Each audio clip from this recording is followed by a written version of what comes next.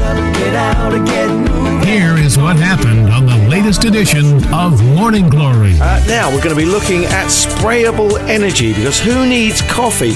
Many people rely on a cup of coffee or two to wake them up in the morning or to pick them up during the working day, but now a chemist has come up with a speedy alternative to crafting a cuppa. A US biochemist, Ben Yu, has created sprayable energy. Spray on the coffee. Sprayable energy. You can hear the advert, which claims to be the world's first caffeine-based topical energy spray. Where do you spray it? Well, all over your skin. He said flagging workers can spray a shot of caffeine onto their skin without experiencing a strong buzz, loading up on unnecessary calories, or being stuck with a nasty aftertaste like they might get from drinking energy drinks or coffee.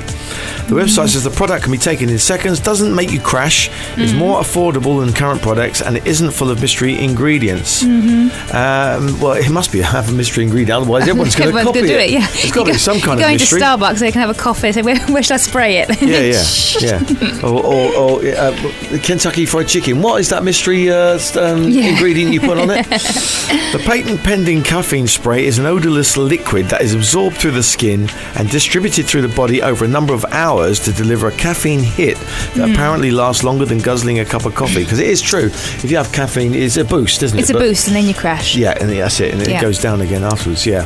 But he's missing the point, isn't he? Why? You know, you go out for a coffee, you stop and you have a coffee. It's that whole there is an enjoyable experience about it. Social element, as well. But if you're driving along and you suddenly feel a little bit sleepy, pull over and take a nap.